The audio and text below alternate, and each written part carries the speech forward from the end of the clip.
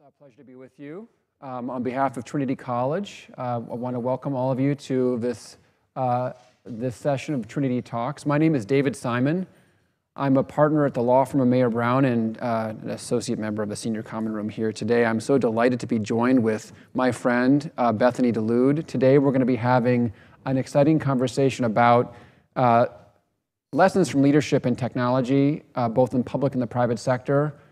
Discussion tonight is framed as from the cyber battlefield to the boardroom.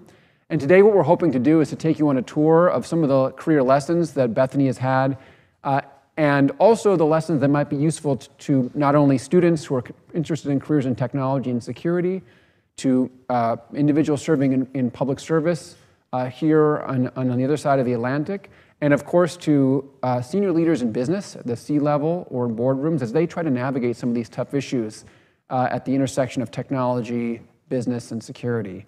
But before we do, we thought we would give you a brief introduction, and we welcome your questions during the last 15 minutes of the session. So again, welcome to all of you here in person at Trinity College, and also joining us online. So as I said, my name is David, and though I'm a lawyer in private practice, I had the pleasure previously of serving in the U.S. government in the Defense Department and the Pentagon as special counsel, and now spend my time advising companies that are victims of cyber attacks, ransomware or nation-state attacks, and helping to lead a practice around the world. But most importantly today, you're here to listen to my good friend Bethany, who we'll have a chance to hear from her about her journey. But before we do, I want to tell you a bit about her because it gives you a sense for the extraordinary experience that she has and the conversation we're about to engage in.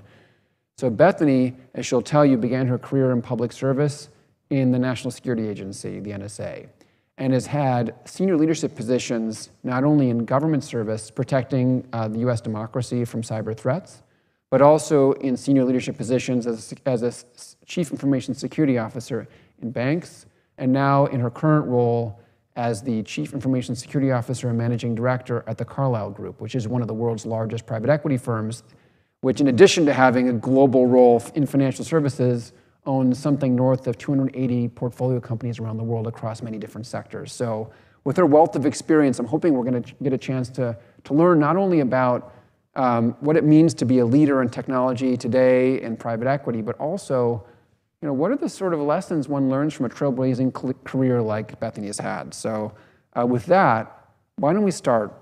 Bethany, thanks for being with us today. Thank you, David. Thanks for journeying all the way from Washington, D.C. to be with us. What I wanted to do is begin, if you wouldn't mind, by just telling us a bit about your journey, how you got started. For those who are interested, for the students who are listening and are here with us today, tell us about what it was like when you were beginning your career and how you kind of got to where you are today. Certainly. So I started my education as a math major. And from the city that I'm from, a math major really had three choices when you graduated. You could be a teacher, you could work as an actuary, or at least my myopic view thought I only had three choices. And then the third choice was to work for one of the preeminent spy agencies in the world. So when presented with those three choices, it's pretty clear which one was more attractive. So the National Security Agency was my initial stomping ground, and it provided, sometimes I think of that, there's a poster that says everything I ever needed to learn, I learned in kindergarten, and I feel like from a cyber perspective, pretty much everything I ever needed to learn, I learned at the National Security Agency. My job designation, I was a computer scientist. I was on the information protection side. And I took it was like a sponge. I absorbed, I had hundreds of hours of training. It used to be a joke at the agency that whenever I was carrying a child, that I was in the cryptologic school, because in the buildings at that time, there were often hazmat signs or radiation signs. There was a hallway that even had a shower. So I would kind of take those moments to take tours in other areas of the agencies and buildings that had fewer controversial signs, shall we say.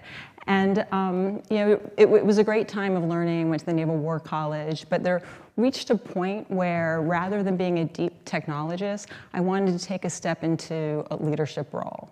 And it also dovetailed in a time where the finances of my family shifted, and my role as a contributor went to being a primary breadwinner. And so I needed to retool.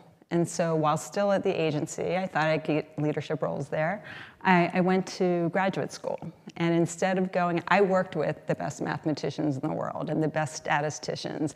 And I'm good, but I wasn't their caliber of good. So I went to business school. And at Johns Hopkins, they had at that time, they had a Master's of Science in Information and Telecommunication Systems for business. So it was kind of a technical MBA. And with that, and I did that, I always like to mention this because I had a 3-month-old and a 1-year-old and a full-time job when I did that retooling. So when you know what you want, it's amazing what you can get done. It wasn't easy, but it was fun and exciting and felt great when it was all in my rearview mirror. And so my last job at the agency was as a technical director for security for a special projects office.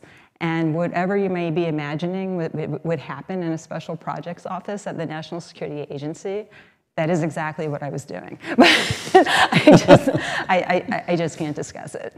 And from there, I've had a successive series of leadership roles at some of the best brands out there. PricewaterhouseCoopers, Corporate Executive Board, which is now owned by Gartner. There was a bank in DC that used to call itself the most important bank in the most important city, kind of a little full of itself there, but that was eventually bought by PNC. And now, a series of other roles, and now here at the Carlyle Group. So it's been quite a journey across many different sectors and different kinds of leadership roles.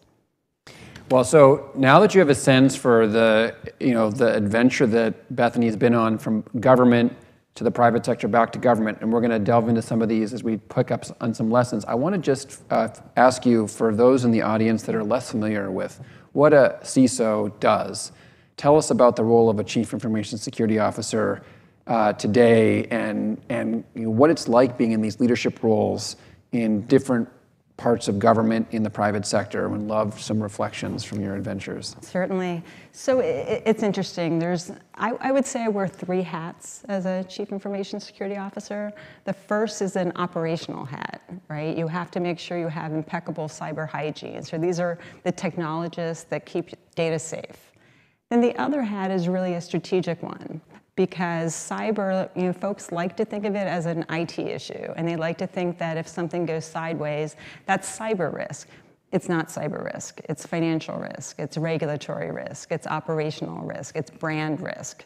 And so I really do that translation at the highest levels of the firm, actually, in any place that I've worked, to make that connection. And the other thing is, at that strategic level, is to understand that having a good cybersecurity program, it helps you work better because you can work without distraction.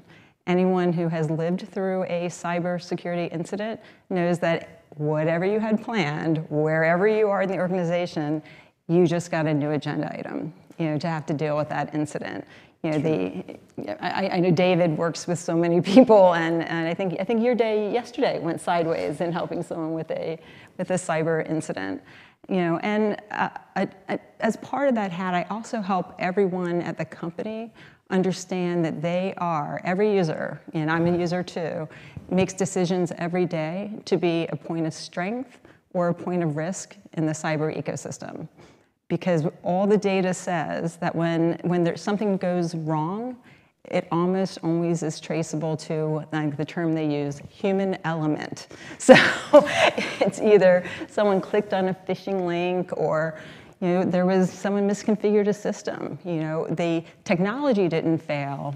It was a human error behind the technology that failed. And the last hat that I wear, and this is unique to my private equity role, is I'm a cyber advisor to all those hundreds of companies that David mentioned. So working with we have a group that's dedicated to the portfolio, is helping them accelerate and prioritize cyber initiatives across the portfolio. So if you take a deep breath, for anyone who's sort of thinking about what that might mean, it gives me a lot of pause and frankly some anxiety to think about all the different threats that are out there. And what do I have to do? I'm just a lawyer sitting around and thinking about what are the legal issues that could arise and giving some advice. But Bethany, in her role, has this vast responsibility. And so one of the things that I think would be really interesting to hear about is, with all of this, and you're experiencing the nation-state cyber threats in government and being across so many of these different leadership roles in the private sector, right now, with what's going on, the cyber threats are rising around the war in Ukraine, all the ransomware that you see written about in the news. The Royal Mail obviously has been in the news here because of some of the same ransomware groups that attack many companies all over the world. And there's something new every day. Wondering what, from your perspective, when we think about cyber threats, keeps you up at night? What are you concerned about? A big thing I'm concerned about is that you no longer have to be smart to be a good cyber criminal.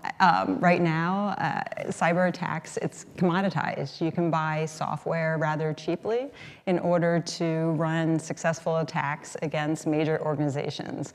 And increasingly, the tools that are being used for cyber criminals are the same tools that previously were reserved to nation-state actors.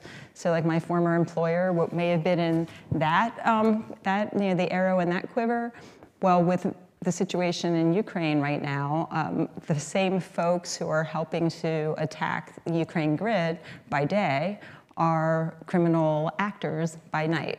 And so the same tools that they're using in this sophisticated manner can then be easily turned for their cyber criminal activity at night. And so those kinds of things worry me because a less sophisticated cyber criminal can have unintended effects when they attack a particular entity. They might think they're just launching ransomware that could be recovered, and it ends up that it's something that can't. So they've just destroyed all of a company's assets. So I worry a lot about that, this commoditization of criminal activity. I couldn't agree more. It is often the effects of these are unpredictable, and the criminal might have pretty good reason to believe that they're going to make a fair amount of money, but they may not have a good idea for what's in the blast radius of an attack on critical infrastructure or a managed service provider. So this is a big issue we're all worried about and watch carefully. Now, cybersecurity risks, as you can hear, it starts very technical, but quickly it can be clear that it can have a big impact on a business, a big impact on patients, consumers, a whole government service. And I wanted to see if you could comment on your experience, Bethany, having been the Chief Information Security Officer for the U.S. court system, which, if you think about it, I'm sure just as here in the UK, the United States, one of the cornerstones of American democracy is our third branch of government, the courts, and around the world, the judicial branch, many different countries, is something that is subject to challenge both from politics and from cyber threats. And so, be interested in your reflections on that experience, what it was like to be protecting the court system of the United States, and what it was like also to be in that leadership role, and then we'll take it from there. Sure. So working for our federal judiciary it was fantastic. It was fun every day because, ironically, even though you're working for the branch of government that is, with all the laws and that is, the court system, and we didn't have to abide by any of the levers that other branches of the government did. So in the U.S., there's a FISMA, for example. It's a law that different executive branch agencies have to maintain certain types of cybersecurity programs and reporting. We were exempt. We were even exempt from FOIA, and only responded to FOIA requests as a courtesy.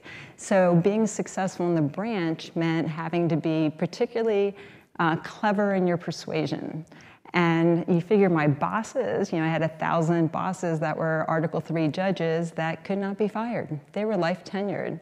And so you become really good at being prepared and presenting a point in a way that you get the collective weight of 1,000 Article 3 judges, for whom that meant that no one else would, not abide their wishes. And I was given a great gift when I started there. A head of IT for one of the circuits there told me, as I was doing kind of like the pageant walk when you first start a job and you meet people, and he said, Bethany, we've all seen your resume. I was the first CISO, so they had never had anyone at that level in the executive position responsible for cyber. So he told me, he's like, Bethany, we are so lucky to have you, and we are behind you, and we have tried to be good stewards. Only our judges, we just can't get these. There are some judges that think when we went from a pencil to a pen, that was too far of a technical innovation. So I listen. I'm an excellent listener, and so I thought, okay, judges, that's the hook. So our judiciary is run by committee. There's a judicial conference, and there's an IT committee. So I petitioned the head and said, how about an IT security subcommittee? And so you get the judges advocating for good cyber. And what I think is kind of interesting about where this story went, so we went from, if I was going to grade us in cyber, I probably would have given us maybe an F- when I arrived. and when I left, I'd have to give us a solid A, And this same person that told me, we want to do this, we're here to support you, it's our judges.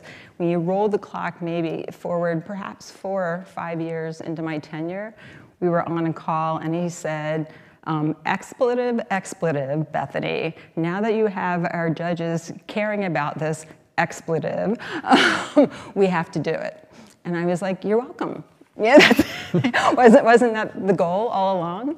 So, working in the judiciary really helped me make that translation because, I worked with some of the greatest jurists, in the U.S., but cyber isn't their specialty. So I had to make it consumable. And that's where I think I got very lucky. My family, I'm the one who's not like the others. I was the math science girl in a family that's very, a lot of educators, English majors, and so language and storytelling was just a fact of life. So I would have been quite happy kind of like playing with my circuit board all day, but you couldn't do that in my family, where the absence of a sense of humor was considered a crime, or worse, we're Catholics, it was a mortal sin. So I think having that ability to really connect with people and tell a good story and find out how to get them to your side advocating for what needed to be done. And in the judiciary,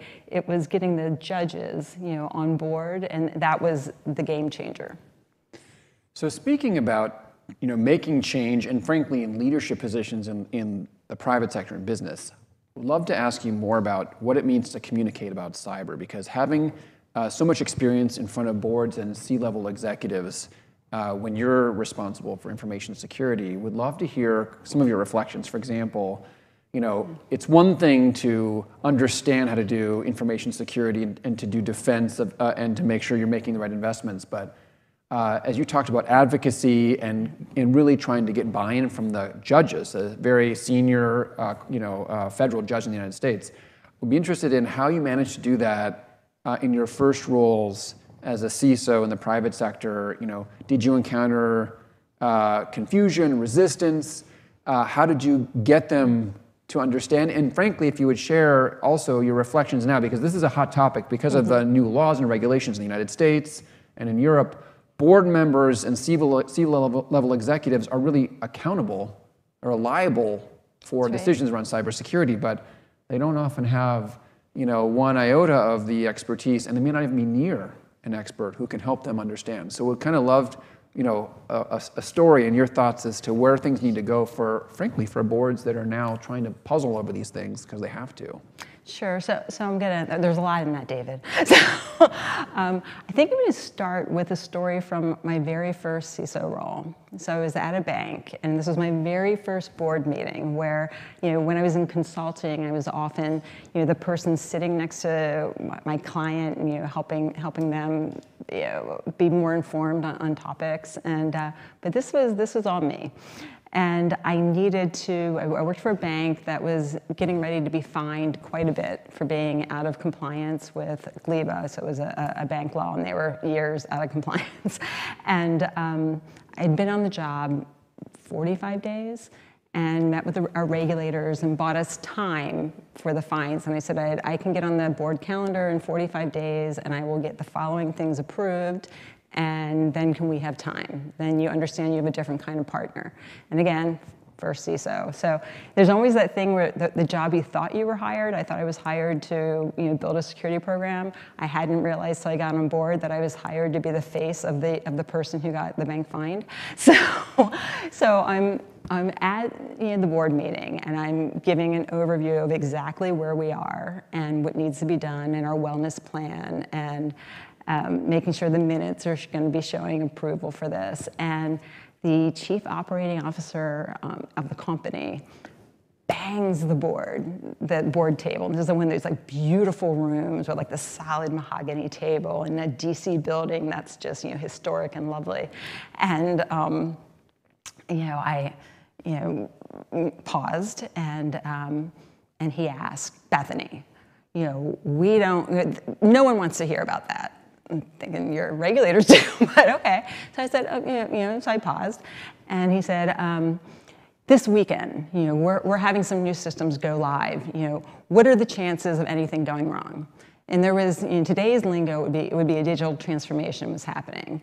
And well, again, like I said, I'd been there 45 days, and so I was diplomatic, and I said, well, for the reasons that I've outlined, there's not enough information for which I can provide you an informed, answer to that question.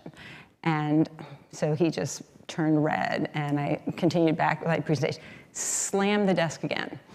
And he said, we hired you to call it, to make these calls. And he's doing this, like very aggressive finger pointing. And he said, is it red? Is it yellow? Is it green? What is the likelihood of something going sideways this weekend? And so I looked at him, and in that moment I had it was a defining moment for what kind of a leader I was going to be.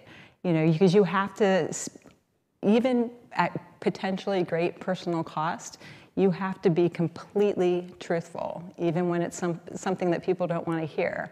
And I guess because I was young, my answer was truthful and a tad flippant. So I said, I don't know. I'll use the name Steve. I don't know, Steve. What's the color of lucky? Because that's what we would have to be for nothing to go sideways this weekend, based on everything that I just discussed. And something did go sideways. Spoiler alert on that. But then we continued, and when I came back, now board meetings are supposed to be super secret, what happens in there. Well, somehow in the 25 minutes that it took me to get from our lovely headquarters in DC to I worked in our data center, word got out.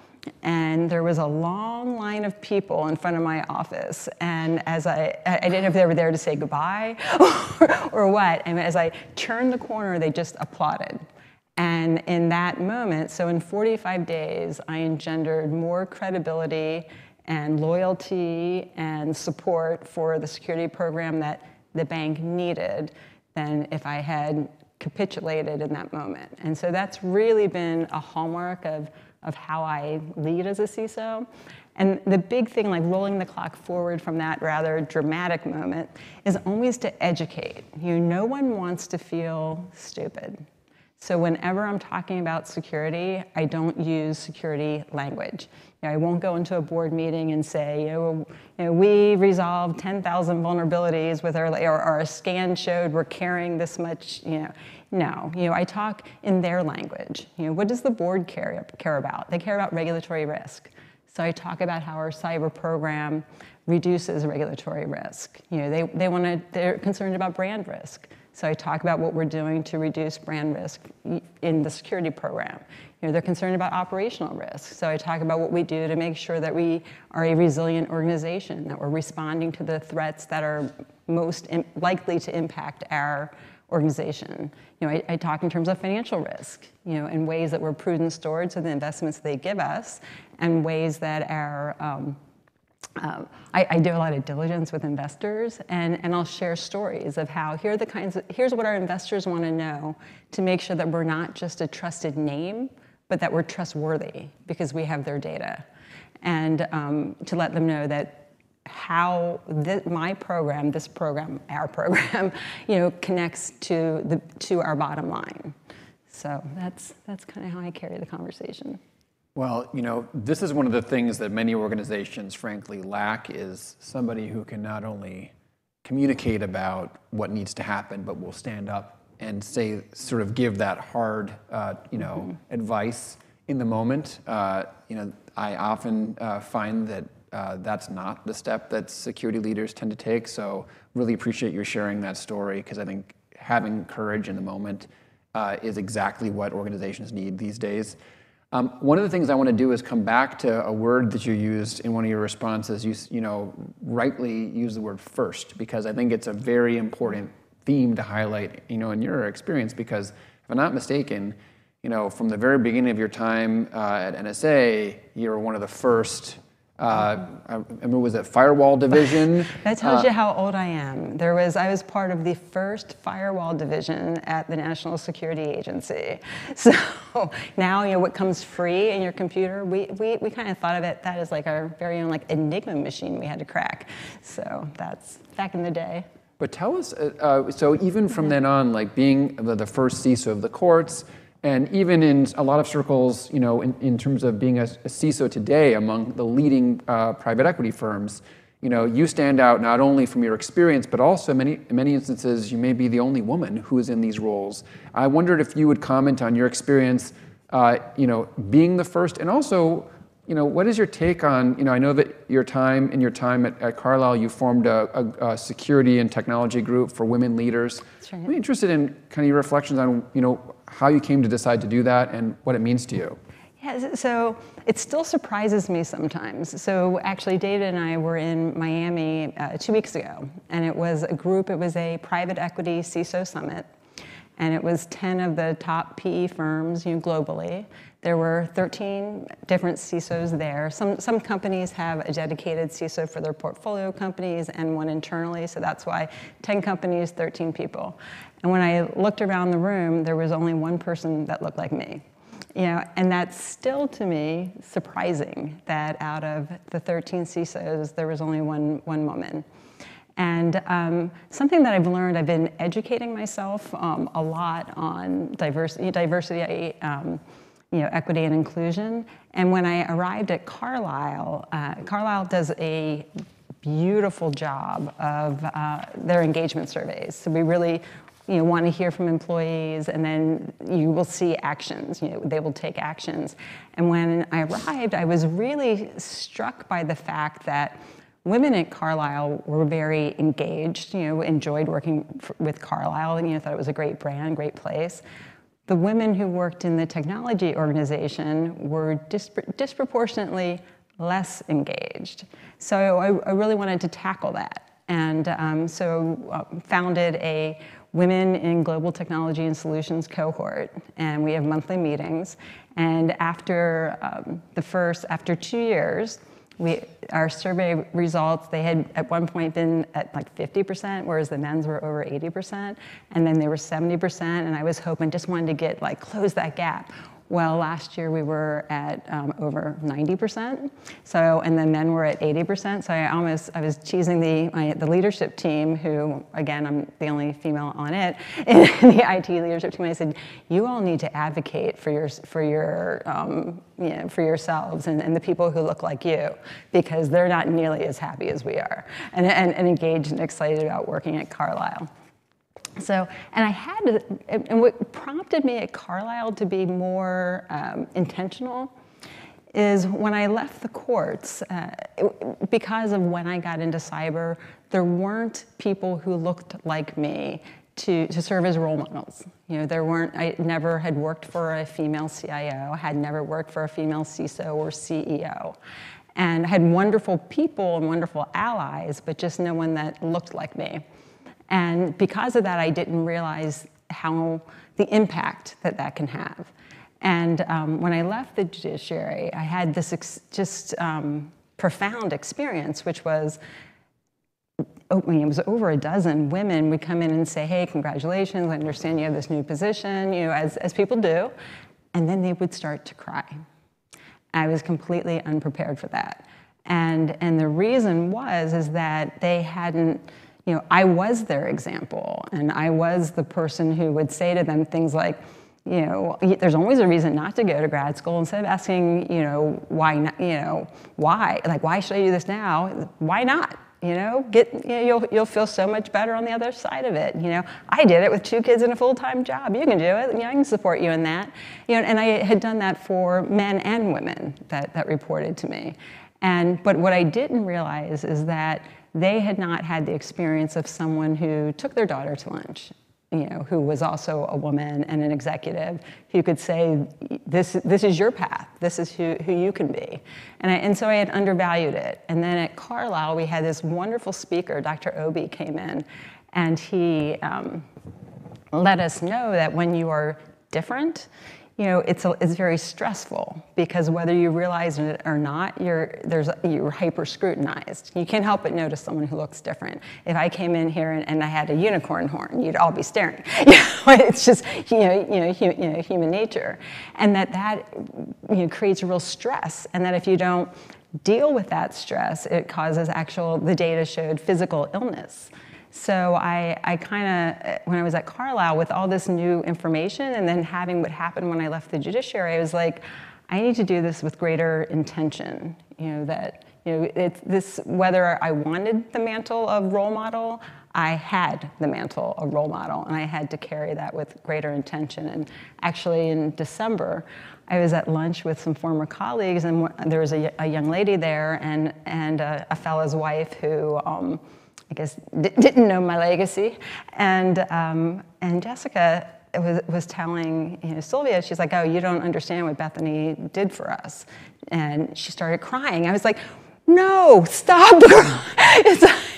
But it's it's something I take very seriously, and I've seen the numbers have shown that creating that safe space, creating a space where you can, if you think differently and prioritize differently and communicate differently and have different struggles, you have a safe place to talk it out and practice and role model, model things. I'll always say, sometimes women have a hard time advocating for their worth. So I'll say, so let's practice that. What does a salary negotiation look like? What does you want to be promoted? Well, let's talk about that conversation and how you can structure it. So getting women to have those conversations that they may not naturally gravitate towards. I mean, there's so many ways to be a change maker, but you've just shared some great lessons about how to empower people by example, how to tactically walk them through, how to prepare, and also just sort of behind the scenes, for people who are looking to make those transitions or thinking ahead, for students, for people who are mid-career and wondering how you get there. The how that you've just shared, I think, is really valuable. So we appreciate you sharing that with us. Now, there are some things in the headlines that we see all the time that are commonly thought about by security leaders, and so I wanted to ask for your comment on a couple of them. For those of you who don't know, in the news in the last year, there have been, among others, 2 very prominent chief information security officers in the tech world who've made headlines in part because of the controversies that have surrounded them. And I'm going to ask you to comment on the situation involving the former CISO of Uber, Joe Sullivan, who, for those of you who don't know, Joe Sullivan is also, as a lawyer, was in fact a prosecutor for the U.S. Department of Justice, a cyber prosecutor. And later in his career, he became the CISO for Uber.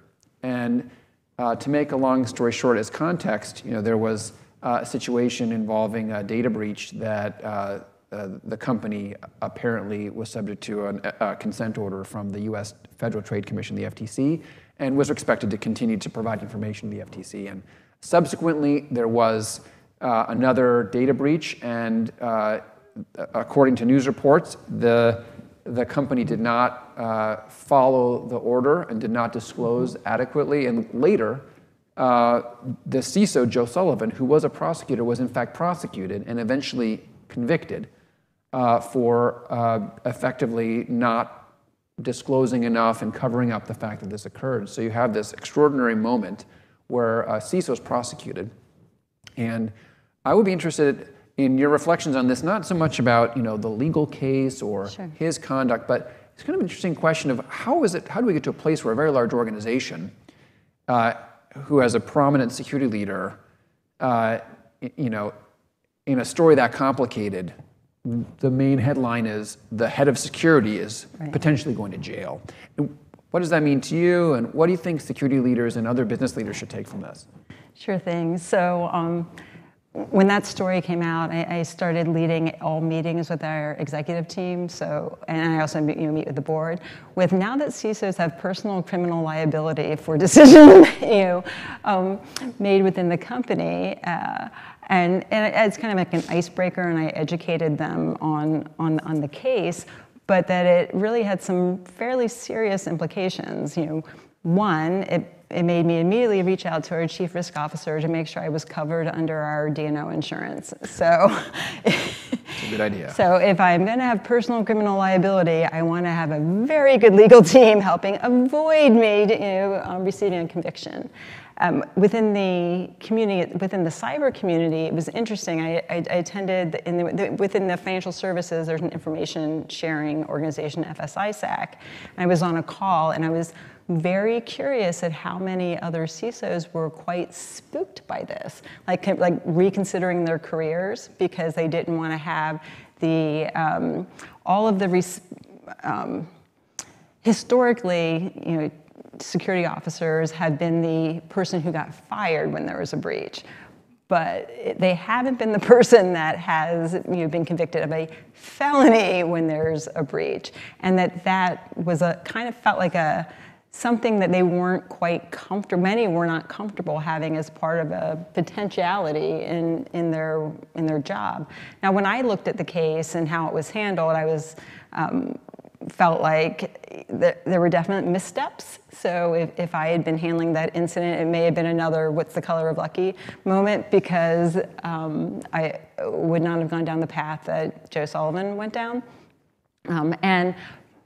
But it also makes me, with our leadership team, they understand that this makes it more important for me to document things, makes it more important to make sure that people like David are involved in our incident response, and that we are rehearsing, activities so that the whole leadership team is in agreement on how we would respond to something like this. A cyber breach occurs during an intense time of regulatory scrutiny because they were under the FTC was looking at Uber. How do we respond? And so we really started tailoring our role playing around these types of incidents, making sure that I'm covered from a D&O perspective, and then educating the board about this to make sure that they understood that there's a whole different level of pressure and accountability on my role. And so that there's going to be more sharing of the decision making to make sure that it's clear that these decisions are made as a leadership team and not by an individual who doesn't look good in pinstripes at all. So certainly a wake-up call for security leaders, and also for executive teams and boards. Because these are very important decisions, whether you have a legal obligation to disclose, whether you're going to disclose even if it's not required. These are significant decisions with brand impacts and sometimes serious impacts on people in the marketplace. I wanted to ask you, just because today so many board members, so many investors who serve in management roles and board roles they're not really sure where to start. And so I wanted to see if you could comment on, for a new board member who's just starting to understand and get briefings on cybersecurity, what are the things they should be listening for? What are the questions that they should ask on a steady state? Maybe it's not during a cyber crisis, but what are some things they should really at least have a handle on if they're a board member? And if you were, frankly, on a board, what are some things that you would want to make sure you're asking the company to make sure that they're on top of things? Absolutely. So in my view, first, when I'm speaking to the board or when there's a new member and we have an opportunity to talk, or in advance actually of a committee meeting, I'll talk to the chairman and say, run through materials to make sure that all the topics that they want addressed are addressed. And I always do a rip from the headlines because everyone has seen the stories. Our board probably has every Wall Street Journal story memorized. And to understand how that headline connects to our business, like what is the implication, and then based on that, what have we done? So kind of take something real world, tailor it to our business, and then link it to an action that we've taken or something that we've reprioritized to reduce risk. So it's always like an education process that way. And I always, whether it's the board or executive teams, or when I talk to heads of our business segment, I have this. I always manage by these little I guess mantras or little snippets, things like that. So there's always the what gets measured gets done. I love data, so I love that. But I also believe that what gets talked about gets prioritized. And so what I do is I'll feed questions like, I want a secure environment. So ask your tech partner, are there any audit findings that I should be aware of relative to the systems that are supporting one of our business segments? So I feed them these questions, and I tell them it's okay, just say the words, that'll get them prioritizing the backlog of security items, things like that. I help people see where they are in the ecosystem of cyber, because it's not an IT thing. People want it to be an IT thing, but it's not. It's governance. It is the board involvement and being educated. It's policies. It's systems. It's every user. There's a real. And then there's the dedicated security team. So we're just kind of like one piece. And so boards should be asking things like, what are the top 3 initiatives that we're pursuing and why? If you could get funding for one item, what would it be? Try to flesh out where a gap might be. How are you ensuring that we are a resilient organization? You want to be business resilient. You also want to be cyber resilient. They should ask things about how are you measuring the maturity of our security program, and want to understand what that progression is, and have you be able to explain it. So there's lots of different ways to go, but education and making it all consumable in business language is key. I hope the board members online and here are writing these down and taking good notes, because I can tell you in many board meetings that I've been in, often members, the directors are really at a loss. And so this is a time when, because of what the US SEC and European authorities are insisting upon, they need to start asking these questions. So that's a really valuable contribution. So before we open it up to questions, I wanted just to turn to one of the perennial challenges all organizations face, but particularly in cybersecurity, and it's not just businesses, it's also lots of different governments. It's sort of the cyber workforce challenge. Yes. So, from your perspective, and I know that there are students here and online and thinking about what they're going to do with their careers, would love your reflections on, what do you think the challenge is in terms of recruiting and talent development when it comes to cybersecurity, information security careers? Is there an unmet need, and where do you think it is? Where should people be looking? And if for folks who have a technical background, but for those who don't, sure. What do you recommend they consider doing? And so first of all, if you're interested in cybersecurity, good news. There's a 3 million person gap worldwide. So we are hiring, and actually, I always we talked about my work with the women in technology. I always say if more women were interested in cybersecurity, we wouldn't have that gap. That would fill the gap in the workforce. And that cybersecurity is, there used to be a time that you could really know everything. There was a time, the whole tech stack, I know it inside and out. Now it's too complicated. You can know a piece, but you really have to have certain subject matter expertise. If you love technology, pick an area, whether it's security operations, whether it's endpoint protection, whatever kind of excites you. If you focus in that, you will always have a job. Cloud, right now, cloud security, a cloud security engineer, that's the hot ticket.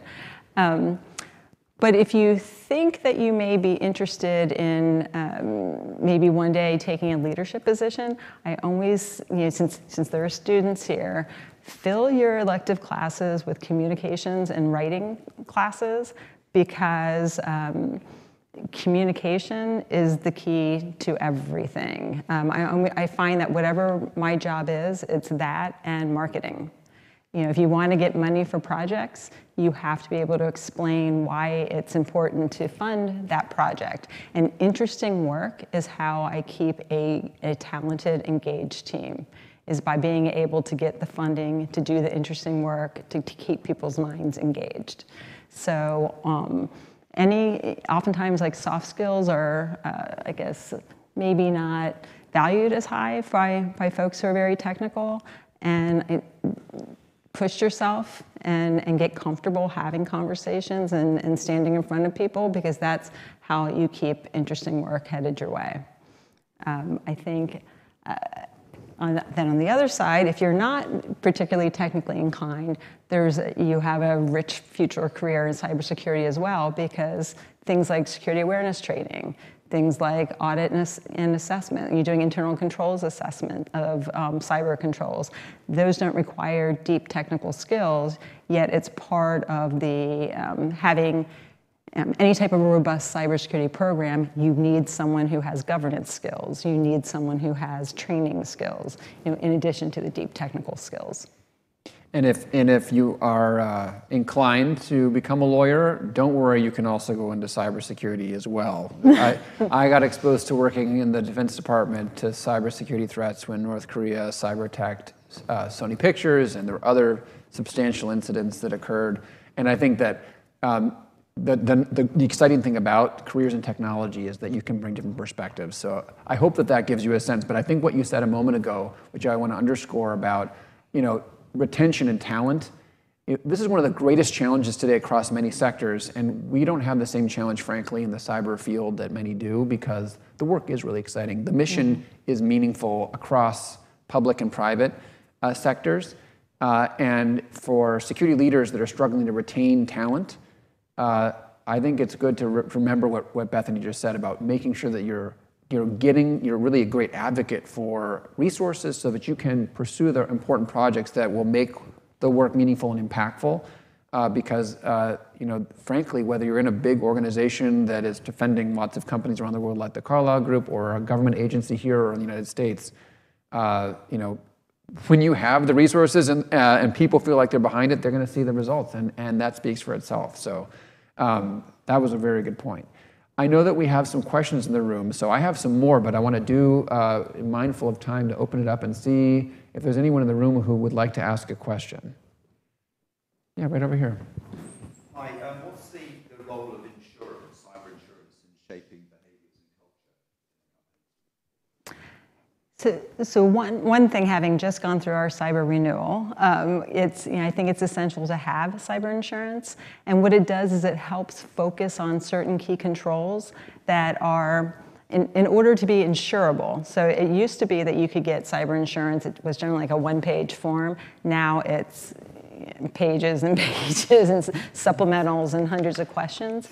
And so one, it shapes your controls environment, because to be insured, you have to have a certain baseline environment. For me, I always look at the ransomware supplemental. That's really what has driven up the cost in cyber insurance. So when you go for a renewal, they'll have a specific supplemental for ransomware, and we're all worried about ransomware. So if there's any gaps in going through that, that immediately becomes something prioritized on a roadmap to get that addressed, and everyone understands it. Like, this is, in support of our cyber renewal, and it's a control necessary to reduce the likelihood and impact of a ransomware event. So it's helpful that way. From when diligence is done on us by investors, I often joke that, well, the first question you should ask is, did we have our cyber insurance renewed? And because, it's a much more rigorous process than it used to be. And so I'll say yes. And in fact, we were in the wonderful position of having a reduction in our premium because of the controls that we had implemented. So having kind of a partnership with your broker, so you can get out in front to understand what are the controls that they're going to be focused on in order to make sure you're insurable, and then make sure they're part of your roadmap, in advance of your renewal. Just to add to this, because it's a really important question about cyber insurance, it's an important tool for cyber risk management, but today it's going through a lot of changes. Yes. There was a time not too long ago when cyber insurance policies were being written and not a lot of information was being exchanged. So there was an assumption of a level of protection. And because of particularly the wave of ransomware, which can be so destructive, bringing down manufacturing, bringing down systems, and taking a very long time to bring back up, there's been real challenge to that market. And many of the cyber insurance carriers have gone to the reinsurance market, and they're continuing to look. So at this time of transition, definitely companies, should seriously look at getting insurance. But in addition, you have to know how to dial 911. For cyber, you need to have your cyber team. So, depending upon your organization, if you're a government agency, you should figure out who it is that's going to step in. In the private sector, it often means calling your cyber outside counsel, calling the forensics firm, having the right technology ready to go, because time counts, and time to recovery, and frankly, to retain people, because if your manufacturing plant's down and folks can't work, that can create all sorts of long-term effects. So I think it's one of the many different tools, but it's a very good question. And the other thing I'll say about it is all the geopolitics of the moment are challenging it, because increasingly, after the 2017 NotPetya attack affecting many companies around the world, insurance companies basically decided that they were going to have exclusions that would not permit recovery under these policies. Right. Lloyd's of London this year, that was set quite the precedent for the insurance industry. And one thing, just like picking up on the insurance, is historically, cyber insurance was the risk transfer, and I think that's something, I don't think of it as much as just Bethany's point of view as risk transfer, as much as it is this will offset the cost of an attack, because I don't think you can look at it as, well, we can have a gap here because we have a good insurance policy. So I tend to think of it as more of a, should something bad happen, it'll reduce the cost incurred to us, and it might get us access to, because they have different panels for forensics and things like that, access to resources that can help us recover more quickly. But it's not in my view, it doesn't take any of the burden of having a robust cybersecurity program. That's a good question. Hello, thank you for the talk. Oh, very loud. I'm just stepping into actually a junior leadership position in security stuff in a business, and I'm interested in, from all the roles you've had and any you foresee having in future, what kind of invariant tools and processes you think you'd have in all of those. You talked about dashboards and things like this. There might be specific tools you're looking at day to day, but are there things that you're always going to have in all of those roles that you're always going to want to have as a base level? Does that make sense? Sure. So everyone wants that single pane of glass dashboard, that everyone says they can give you, and I have yet to find it. So I'm hoping I can just ask ChatGPT and it will just render everything for me, and it'll be perfect. But that was a joke. But yeah, it's more and more data, and it's being able to. I don't think we're quite there in the visualization that I'd like to see. So that's something that I need today. I have slices of today that tomorrow is going to be even, I think it will get better and then help me make better decisions. Yeah, please. So, but in terms of maybe even more manual things in terms of building a risk register in your company and things like this, are there any others like that that you'd have as an invariant throughout all the roles you'd have? Oh, sure. So like kind of like what are the elements that I think every defensible cybersecurity program should have? Sure. At a very high level, you need to have a leader. I know that sounds obvious, but they don't all have a designated leader. So have someone who is, this is who is in charge of cyber for the company. Next, you have to have an ability to identify vulnerabilities. So you want to have a good vulnerability management program. Then on the other side of that, you want to have a good patch management program. And you find it, you want to be able to fix it. You want to be able to have some type of, we call them security event and information management, something that pulls together all kinds of logging and gives you a picture of what good or bad is happening within your environment and be able to act on that. So you want to have a security operations center, so something 24/7 that's looking at the network and what's happening. Increasingly, identity management, so everything is about making sure that what a compromised identity can do is limited to the greatest extent possible. So in geek speak, we want network segmentation and we want network micro-segmentation to make sure that whoever is compromised, it's limited. You can't do the lateral spread because that's what hackers do. Security awareness training, I talked about the human element. There's always going to be a place for it. You always want to have a robust security awareness training program. I love doing the phishing simulations. Sometimes you learn about your workforce. One of our highest click rates was that when we put out, there was a new dress code policy. And I was like, I didn't realize that my colleagues were so vain. Like some of the much more difficult ones, no one clicked. That one, it was quite interesting. So there's always going to be a place for security awareness training is a critical element. Endpoint protection. You have to make sure that your endpoints are protected, and there's lots of different security. We have, half a dozen security agents that we use just to protect user endpoints. So there's penetration testing. So if you like to, finding weaknesses, and that's kind of like a gaming, right? They think you can't get in, so you try to get in. And then there's also a role in the physical end. Like, what can you do from a physical perspective to get into a building, to log, can you get to a conference room? Can you sit down? Can you plug in your computer? Did they forget that their signage is actually connected to their network? So you're sitting in a kitchen and now you're on the network. Not that I've done that, but maybe. So there's, like these are all elements of what I would call just like the essentials for any cybersecurity program. That was definitely some very good cyber hygiene 101. I mean, for all the CISOs listening or anyone aspiring, but it's a lot of work. So I know we're getting close to time. Are there any other questions for the audience, from the audience?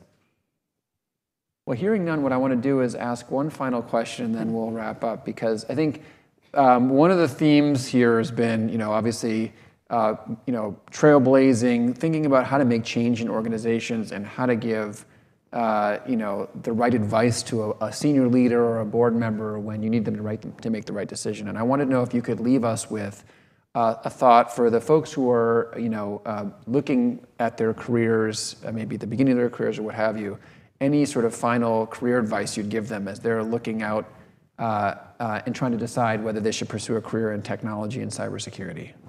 Sure. So there's such good advice I've been given over time, so I want to share it all with you. So we'll be going way over time today. So, one thing is to remember, it's not about being right, it's about getting to the right answer. And that is by inviting as many perspectives as you can on whatever problem you're solving. I used to call it, I would have like these challenge sessions with my team on whenever we were going to introduce something new. And like, What's like, what are people going to think of this? What's the worst they can think about it? Who do we need to involve in this? We, take the time to get the diverse perspectives to get to a right answer. So I would say that, like, bring in people, and especially bring in people whose opinion you're not going to like, because it's amazing. You can get a gem from someone who would love to, cancel your project, and you'll find, okay, actually they had a valid point. Sitting where they sit, I can see why they'd hate that. So maybe we can do this thing a little differently. And I think just like a final parting one, I'm trying to think how to tailor this for like every audience. This was, we talked about first, so my very first day at the judiciary, I was given, I think, the best greeting that a human can be given. And so I want to share it. It was completely unexpected. And I think when I say judiciary, I want you to either, if you're a working person, put in the name of your company. If you're in a field of study, put in, replace judiciary with your field of study. And here's how that went. So I had just gone through the new hire orientation, which is so overwhelming. And I'm back, successfully made it to my desk and found the restroom. So I'm feeling pretty good about myself. And I am able to like log into my computer, and I'm just like trying to get benefits and all that kind of stuff. And I could feel a presence. You know how you can like do that? You just feel a presence. And I looked over, and there's this disheveled man in an ill-fitting suit with like crazy bristly hair but sparkly eyes, and so kind of look up, and I was like, because he has his arm on the door, so he's been watching me, and so I was like, hi, and he's like, hi, I'm John, and I wanted to welcome to you to the judiciary, and I can see you're very busy, and then he proceeded to walk in and sit down. So I get it from behind my desk, and I sit down with him, and we, exchange kind of like a more normal introduction, and he gets very serious, and he leans in, and he says, Bethany, when you before you started today, Joe, that was my boss, he shared your resume. And I took that resume and I reached out to people who have worked with you, and and he goes, and from those two things, I know two things. First, we're very lucky to have you. He goes, and secondly, you're going to be incredibly frustrated here. He said, you're going to see there's going to be so many things that you're going to want to change, and you are going to face daunting opposition to them. He goes, and I hope you'll stay.